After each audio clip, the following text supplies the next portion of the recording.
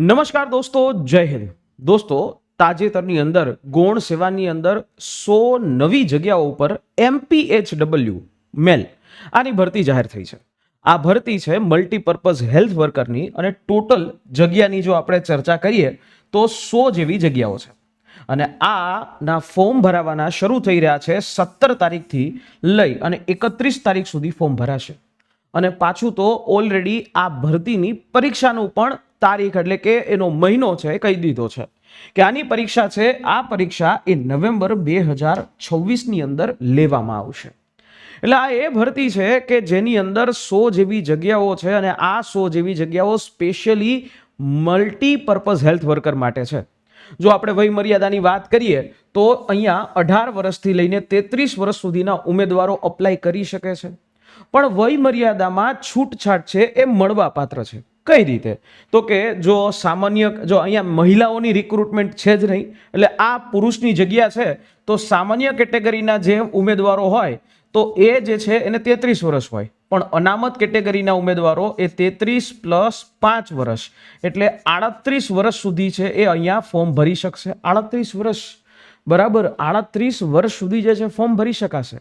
પગારની વાત કરીએ તો દર મહિને 26,000 રૂપિયાનો પગાર, 5 વર્ષનું ફિક્સેશન અને એના પછી તમે ફૂલ પેમાં આવશો.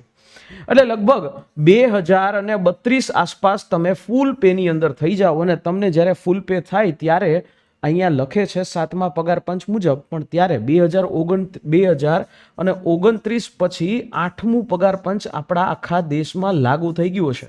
સરકારી નોકરી છે, કાયમી નોકરી છે, પણ જો તમે જોવા જાઓ જોબ સ્ટેબિલિટી તો અને આ નોકરી છે એ તમારા માટે છે.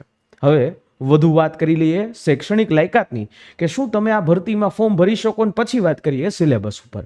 જો ભાઈ, અહીંયા તમારે ફોર્મ ભરવા માટે 1 વર્ષવાળો જે MPHW ને જે કોર્સ તમે કર્યો હોય MPHW 1 વર્ષનો, તો એવા લોકો ફોર્મ ભરી શકશે. અથવા 1 વર્ષવાળો જે sanitary inspector, diploma in sanitary inspector આનો કોર્સ કર્યો હોય તો એવાય મિત્રો ફોર્મ ભરી શકશે. અથવા તમે જે diploma in health sanitary inspector એ ITIમાં જે થાય છે એનો કોર્સ કર્યો હોય તો પણ તમે આ ભરતી માટે લાયક છો.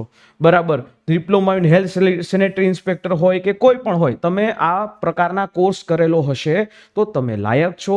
તમને કમ્પ્યુટરનું નોલેજ હોવું જોઈએ, ગુજરાતી અને હિન્દી ભાષા છે બોલતા આવડતી હોવી જોઈએ. કમ્પ્યુટરનું નોલેજ જો તમારી પાસે ન હોય, ધોરણ 10માં અથવા ધોરણ 12ની અંદર કમ્પ્યુટર એક વિષય તરીકે તમારી માર્કશીટમાં હોય તો પણ ચાલશે, અથવા ન પણ હોય તો પણ ચાલશે. પણ જ્યારે તમારી નિમણૂક થાય ત્યારે તમને એક સમય આપવામાં આવશે. એ સમયની અંદર તમારે CCC સર્ટિફિકેટ કઢાવી લેવું પડશે. અને આની અરજી બહુ સિમ્પલ છે. 17 તારીખ જે છે, જ્યારે આ વિડીયો હું બનાવી રહ્યો છું ત્યારે 16મી તારીખ થઈ છે.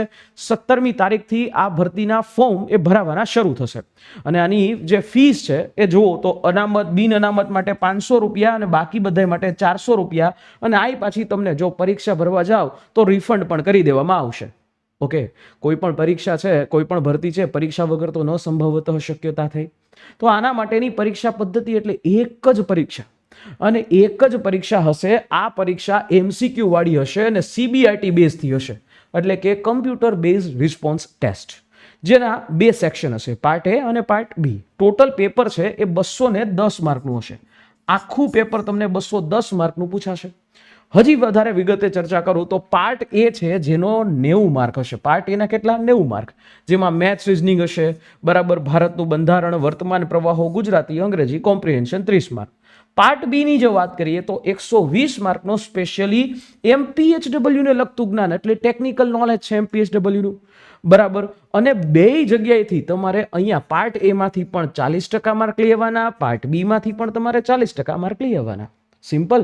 એટલે કયા થાય તો કે અહીંયા 36 માર્ક તમારે લઈ આવવા ફરજિયાત છે અને અહીંયા 48 માર્ક તમારે લઈ આવવા ફરજિયાત છે. આટલા તો ક્વોલિફાઈ માર્ક છે, આ તો આવવા જ જોઈએ, બરાબર છે. એટલે આ રીતે તમારી પરીક્ષા થશે. નેગેટિવ માર્કિંગનો વાત કરીએ તો નેગેટિવ માર્કિંગ છે 0.25, બરાબર. હવે આની મેઇન મુદ્દા ઉપર વાત કરીએ, સિલેબસ ઉપર. સિલેબસ જે છે આ પરીક્ષા પદ્ધતિનો, તો આમાં આ જે 14 થી 20 ટોપિક છે એ રિઝનિંગ છે અને ડેટા ઇન્ટરપ્રિટેશનના છે. ત્યાર પછી આ મેથ્સના ટોપિક છે, એના પછી જે છે આ ભારતનું બંધારણના 11 ટોપિક છે. વર્તમાન પ્રવાહો જે જનરલી 6 મહિનાના, એટલે તમારી પરીક્ષા ધારો કે નવેમ્બર મહિનામાં છે, નવેમ્બર એટલે 11મો મહિનો, એટલે તમારે અંદાજિત મે મહિનાથી કરંટ અફેર્સ છે, મે થી લઈ અને નવેમ્બર સુધીના કરંટ અફેર્સ તમારે જનરલી કરવાના થાય. બરાબર, મે થી લઈને નવેમ્બર મહિના સુધીના કરંટ અફેર્સ તમારે કરવાના થશે. આ રીતે તમારા કરંટ અફેર્સ હશે. ગુજરાતી ઇંગ્લિશ કોમ્પ્રિહેન્શન એટલે તમને ઉપર ગુજરાતીનો પેરેગ્રાફ આપ્યા હોય, એમાંથી તમારે નીચે એ પેરેગ્રાફમાંથી ગોતીને 5 પ્રશ્નોના જવાબ આપવાના હોય. અને જો તમે ઇંગ્લિશનો પેરેગ્રાફ આપ્યો હોય અને એમાંથી ઇંગ્લિશમાંથી તમારે ગુજરાતી એના 5 પ્રશ્નોના જવાબ છે એ આપવાના થાય. આ રીતે હોય. હવે મેઇન મુદ્દો છે 120 માર્ક. આ 120 માર્ક હકીકતમાં તમે જોવા જાઓ તો તાજેતરની અંદર જે પંચાયત સેવા એટલે કે જીપીએસએસબીમાં પણ આવી એક ભરતી આવી હતી, જેને એમપીએચડબલ્યુની એમાં પણ ભરતી છે, હજી પરીક્ષા નથી લેવામાં આવી. આમ જોવા જાવ તો બેયનો સિલેબસ અહીંયા એક સરખો છે. આ સિલેબસમાં જોશો તો અહીંયા માનસિક આરોગ્ય છે, 20 માર્કનું તમને માનસિક આરોગ્ય, એની વ્યાખ્યા, લાક્ષણિકતાઓ, માનસિક બીમારીના કારણો, નાની બીમારીઓ, મોટી બીમારીઓ, આ બધું પૂછાશે. પછી સંચાર, સંપરામર્શ અને આરોગ્ય શિક્ષણ, 20 માર્ક, 20 પ્રશ્નો 20 માર્કના પૂછાશે. મોઢાનું આરોગ્ય અને વ્યક્તિગત સ્વચ્છતા, 20 પ્રશ્નો હશે, 20 માર્ક. એમાં મોઢાની સાળ સંભાળ, દાંતની હાથ ધોવા માટે, બીમાર વ્યક્તિની સાળ સંભાળ કેવી રીતે કરવી, આ પૂછાય. ત્યાર પછી જે શું એકદમ મહત્વનો પ્રશ્ન, 30 માર્કના 30 પ્રશ્નો અલગ અલગ સમિતિ ઉપર, ભોરે સમિતિ, મુદલિયાર સમિતિ, ચડ્ડા સમિતિ, મુખર્જી સમિતિ, એને શું કામ કર્યું, શા માટે હતી, જંગલવાલા સમિતિ, કરતારસિંહ સમિતિ, શ્રીવાસ્તવ સમિતિ, અને અલગ અલગ જે રાષ્ટ્રીય નીતિઓ છે, સરકારી યોજનાઓ છે આની ઉપર, જેમ કે RBSK છે, એવી આયુષ્યમાન ભારત યોજના છે, એવી ઘણી બધી યોજનાઓ જે આના માટે એ કામ કરે છે. તો એમપીએચડબલ્યુ તરીકે આ બધી વસ્તુનું જ્ઞાન, આ બધી વસ્તુ તમને ખબર હોવી જોઈએ.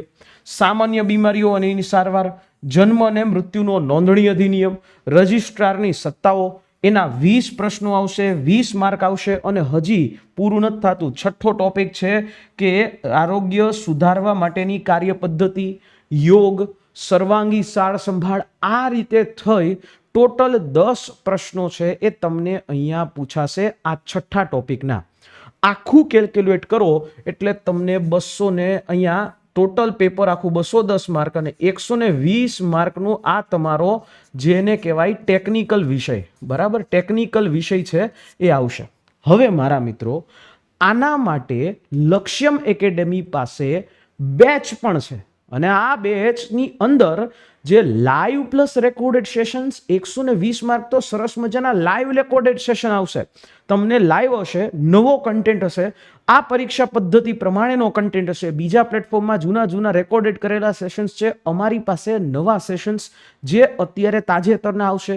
તમે કદાચ ક્યાંક જોબ કરતા હોય, તમારા ટાઈમ અકોર્ડિંગ તમે એને જોઈ શકશો, તૈયારી કરી શકશો. આ બેચની બીજી વિશેષતા એ છે કે આ 120 માર્કની આખી ટેકનિકલ વિષયની જે બુક લક્ષ્યમ એકેડેમી પાસે છે, આ પુસ્તક એ પણ તમને આપવામાં આવે છે.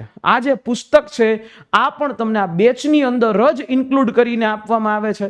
તો તમે આ બે વસ્તુ, લેક્ચર્સ પ્લસ તમને બુક, આ બે વસ્તુ મળી જાય છે માત્ર 2999માં. વધારે વિગત માટે અમારી હેલ્પલાઇન નંબર 9429077607, આની ઉપર તમે કોલ કરી વધારે વિગતે માહિતી લઈ શકો છો, અથવા અમારા જે હેલ્પલાઇન નંબર નીચે પણ આપેલા છે એમાંથી પણ તમે માહિતી છે મેળવી શકો છો. આશા રાખીએ આ માહિતી તમને સમજાઈ હશે.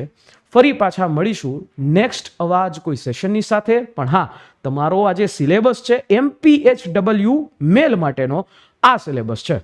તો ફરી પાછા મળીએ એક નવા જ વિષય સાથે, નવા સેશનની અંતર્ગત. પણ હા, જો તમારા કોઈ ક્વેશ્ચન હોય તો કોમેન્ટ બોક્સ ખુલ્લું છે, કોમેન્ટ બોક્સમાં તમારા પ્રશ્ન તમે પૂછી શકશો અને એના જવાબો છે અમે તમને વિડીયોના મારફતે આપી દઈશું.